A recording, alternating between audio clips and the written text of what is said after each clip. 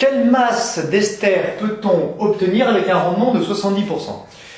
D'après l'équation, une mole d'acide va donner, si la réaction est totale, j'appelle ça Na pour le nombre d'acide, si la réaction est totale, moins Xmax égale 0, sachant que l'acide, lui, est en défaut, donc je prends bien le Xmax correspondant à l'acide, on aurait donc Xmax qui vaut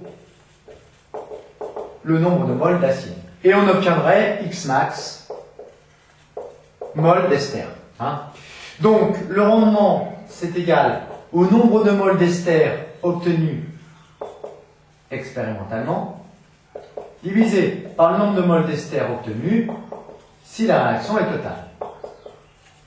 Autrement dit, c'est égal au nombre de moles d'ester obtenus expérimentalement, divisé par le nombre de moles d'ester si la réaction est totale, c'est Xmax, divisé par Xmax. Bon. Alors, la seule donnée que l'on ait, c'est la masse d'acide. Donc la masse d'acide, que vaut-elle? Eh bien la masse d'acide initiale, c'est égal au nombre de moles d'acide fois la masse molaire de l'acide. Autrement dit, Xmax qui est égal au nombre de moles d'acide, égale Xmax fois la masse molaire de l'acide. Bien, donc Xmax est égal à la masse d'acide initiale divisé par sa masse molaire. Le nombre de moles d'ester par rapport au rendement, donc le nombre de moles d'ester, c'est tout simplement la masse d'ester divisé par la masse molaire d'ester, divisé par quoi? Xmax qui vaut quoi? La masse d'acide sur la masse molaire d'acide. Autrement dit, la masse d'ester obtenue expérimentalement, évidemment. Autrement dit, que vaut la masse d'ester obtenue expérimentalement? Ça y est, on a fini. Expérimental égale, eh bien, tout simplement, le rendement. Bon, je vais l'écrire en dessous. J'ai réécrit un petit peu tout ça proprement.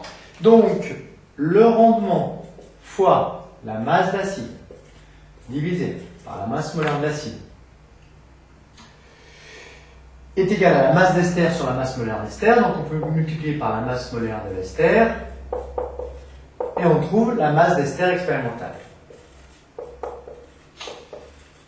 Avant de faire l'application numérique, toujours vérifier les unités. Un rendement, c'est en pourcentage, donc forcément c'est sans unité. La masse d'acide, donc ça c'est sans unité, j'en passe par 1, fois la masse d'acide qui est en grammes, 17 grammes. La masse molaire de l'acide, 170 grammes par mol, donc gramme mol moins 1. Ce qui nous fait 1 sur mol moins 1, c'est-à-dire des mols.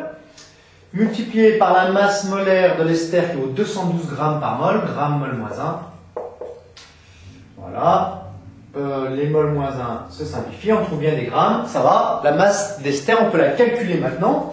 Donc le calcul nous donne, et n'ayez pas peur sur votre copie de réécrire tous les chiffres que vous avez indiqués ici. Le rendement 0,7 puisque c'est 70%, fois la masse d'acide qui vaut 17 grammes, fois la masse molaire de l'ester 212, divisé par la masse molaire de l'acide 170, ce qui vous fait 14,8 grammes, c'est-à-dire avec deux chiffres significatifs, environ 15 grammes. Voilà la masse d'ester expérimentale que l'on pourra obtenir si le rendement est de 70% avec une masse d'acide initiale de 17 grammes.